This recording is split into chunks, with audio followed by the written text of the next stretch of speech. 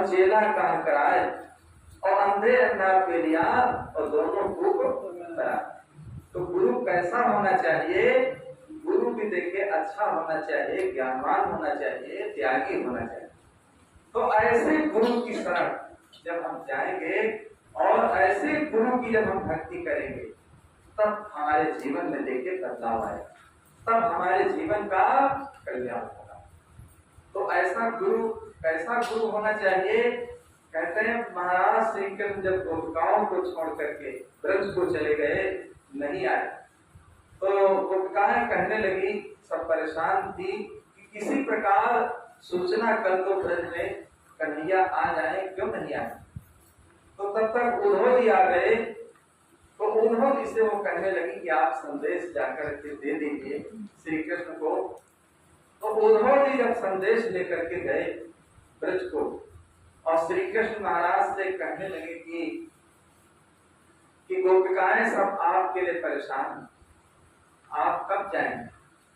तो श्री कृष्ण महाराज कहने लगे अब हम ब्रज को नहीं जाए, गोपिकाओं से कह दो वो सब बैराग करें, अब हम आने वाले नहीं।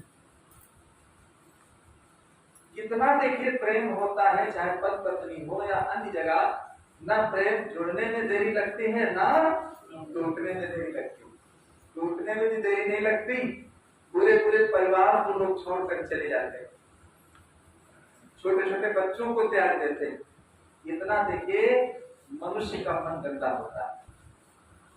तो जब सूचना लेकर के उद्धव आए तो गोपिकाओं से जब बताया तो गोपिकाएं देखिए क्या कहने लगी।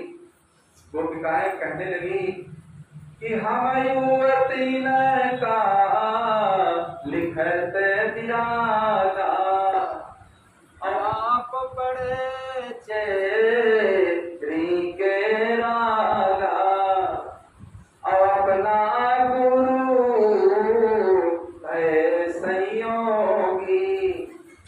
कई प्रकार हम होई योगी, और जिन गुरु ही निज भद्र न चीन्हा, और तिन सीसन को कब सुख दीना, और जो गुरु काम क्रोध में जरई, तो शिष्य को कब शीतल करई, और जो गुरु है त्रसन कावश लोधी, तो शिष्य की भी करई अछोधी, तो शिष्य की भी करई अछोधी, और जो गुरु को पूछे पढ़ी नहीं आवे, तो शिष्य ही भांति पढ़ावे, जो गुरु है है की नावा, तो शिष्य कैसे पार लगावा, तो शिष्य कैसे पार लगावा। पहले आपो दशा पर आवे, फिर हमको लिखी योग पठावे, फिर हमको लिखी योग पठावे। गोपिकाएं कहने लगी कि हम युवती का लिखत गिरागा और आप पढ़े चेरी के रागा। हम लोगों के तो बैराग का संदेश आया है, लेकिन आप क्या कर रहे हैं। तो जो गुरु है पत्थर की नावा, तो शिष्य कैसे पार लगा।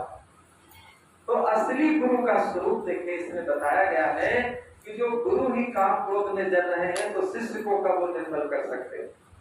आज तक देखिए लकड़ी के नाव से देखा गया है, पार हुआ गया, लेकिन पत्थर की नाव से आज तक कोई पार नहीं हो पाया। लकड़ी की नाव से तय कर लो, पार हो जाए। तो पत्थर का मतलब है जो गुरु खुद ही माया जाल में फंसे हैं तो वो शिष्य को कैसे दूर कर सकते हैं? जो गुरु कुटुंब जाल में बंधे तो शिष्य के किल काटे बंधे। तो देखिए, जो गुरु ही कुटुंब जाल में बंधे हुए हैं तो शिष्य को वो ज्ञान कैसे दे पाए? नहीं कर सकते। तो पूरे चौपाइयों में देखिए असली गुरु का स्वरूप बता दिया गया है कि गुरु कैसा होना चाहिए। देखिए, जो गुरु काम क्रोध में जले तो शिष्य को कब शीतल करे। तो उस शिष्य को कैसे शीतल कर सकता है जो खुद जल रहा है? अरे जो बुझा हुआ है देखिए वो आपको बुझा सकता है, और जो खुद जल रहा है, बंधे को बंधा मिला कौन छुड़ावे ताए, और कर सेवा निर्बंध की और पल में लेत छुड़ा। तो अगर दोनों व्यक्ति बंधे हुए हैं, दोनों व्यक्ति, एक जगह ऐसी घटना घटी कि दोनों व्यक्ति एक एक पेड़ में बंधे हुए थे और एक महात्मा जी वहां निवास कर रहे थे। तो महात्मा संत लोग देखिए कई माध्यम से लोगों को ज्ञान देते। तो रस्सी से दोनों पेड़ों में दोनों को देखे बंधवा दिया और फिर उन्होंने कहा कि जाओ इनको छुड़ा दो। तो वो व्यक्ति कहने लगा, अरे हम तो बंधे हैं, हम कैसे छुड़ाएं? तो उस व्यक्ति से उन्होंने कहा कि आप इन्हें छुड़ा दीजिए, इनके हाथ जो बंधे हैं। तो वो व्यक्ति भी कहने लगा, हम कैसे छुड़ाएं? अब जब दोनों बंधे थे तो किसको कौन छुड़ाए? अगर एक के हाथ खुले होते तो छुड़ा सकता। तो ऐसे ही गुरु और शिष्य दोनों अगर बंधे हो, एक ही शरीर के हो, दोनों में अंतर न हो, और दोनों में अंतर न हो, दोनों एक ही शरीर के हो, तो देखिए कौन किसको छुड़ाएगा? तो कीचड़ से कीचड़ देखिए बंधुओं साफ नहीं हो सकता। कीचड़ से कीचड़ साफ होने वाला नहीं है, और कीचड़ को अगर साफ करना है तो हमें बढ़िया पानी की जरूरत है। तो ऐसे ही गुरु हमारे जीवन में कैसा होना चाहिए? गुरु होना चाहिए त्यागी। गुरु त्यागी होना चाहिए, विवेक और विचार संपन्न होना चाहिए। तो ऐसे गुरु की शरण जाकर तो हमें अमर ज्ञान मिलता है। जो अमर ज्ञान मिलता है तो उससे हमारे जीवन में ऐसी शांति प्राप्त होती है कि हमारा जीवन कृतकृत्य हो जाता है। तो बंधुओं, ऐसी भक्ति करके अपने जीवन में अच्छाइयों को धारण करते रहो। सब धरती काबिल करो, लेखन सब बन राय, 7 समुद्र की मस्त करो और गुरु लिखा। जहां से प्रसंग शुरू हुआ था देखिए वहीं पर लौट करके आ गया कि अगर हम गुरु का गुण लिखना चाहते हैं तो वहां पर नहीं लिख सकते हैं, क्योंकि गुरु में कितनी महानता होती है।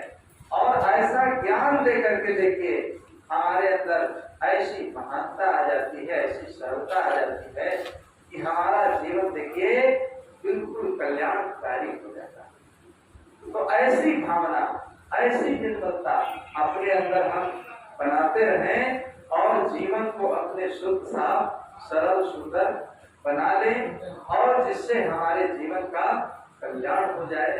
बोलो सद्गुरुदेव की जय। सद्गुरु श्री कबीर साहिब की जय। सद्गुरु श्री प्रेम साहिब की जय। सद्गुरु श्री वासुदेव साहिब की जय। सद्गुरु श्री निराश साहिब की जय।